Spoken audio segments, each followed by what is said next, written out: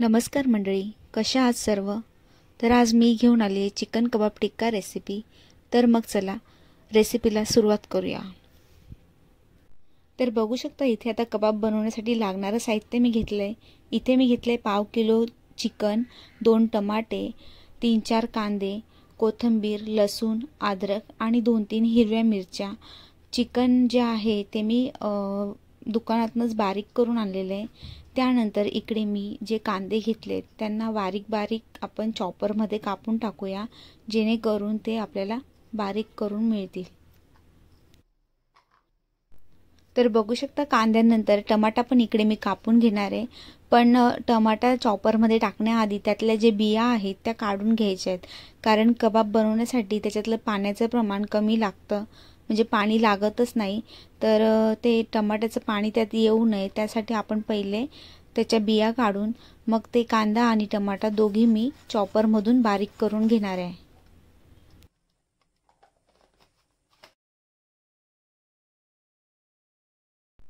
तर बघू शकता इथे आता आपला कांदा आणि टमाटा चांगला चॉपरमधून बारीक झालेला आहे। तर आता याच्यामधले जे पाणी असेल ते मी हाताने दाबून काढून घेणार आहे, म्हणजे आपलं जे कबाब आहे ते तुटणार नाही।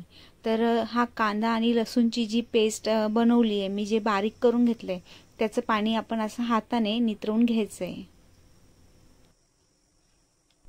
तर बघू शकता इथे आता कांदा आणि टमाट्यातलं सर्व पाणी निघून गेलेलं आहे आणि आता ते आपलं चांगलं कोरडं झालेलं आहे।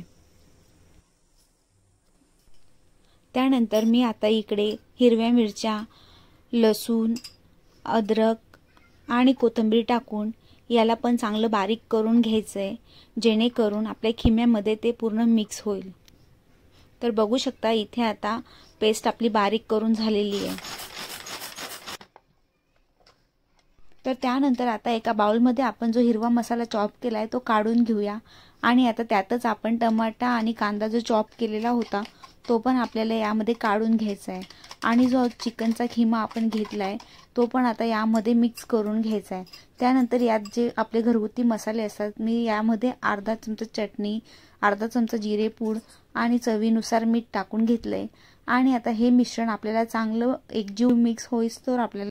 तर बघू शकता आता इकडे आपलं हे सर्व मिश्रण मिक्स झालेलं आहे आणि आता याला मी झाकून 1 तासासाठी फ्रीजमध्ये ठेवून घेणार आहे। तर बघू शकता आता हे मिश्रण आपलं चांगलं मुरलेलं आहे आणि आता त्यामध्ये मी जरा तेल टाकून याला आपल्याला अजून चांगलं मसळून घ्यायचं आहे, जेणेकरून ते अजून एकजीव होईल आणि आपण ज्या वड्या बनवू त्या तुटणार नाहीत।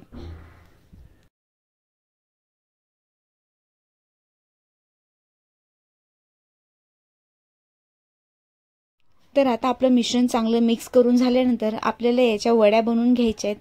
तर आता याला असं गोल करून चांगल्या वड्या बनवून घ्यायच्या आहेत, जेणेकरून त्या तुटणार नाहीत। त्याच्यामुळे त्यांना थोडा चांगला आकार देऊन याच्या जमतील तेवढ्या वड्या आता मी बनवून घेणार आहे।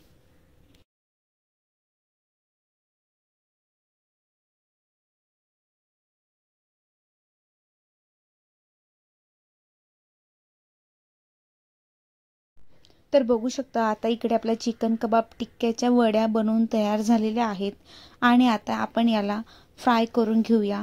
याला फ्राय करण्यासाठी जास्त तेल लागत नाही, अगदी कमी तेलामध्ये पण हे चांगले फ्राय होतात।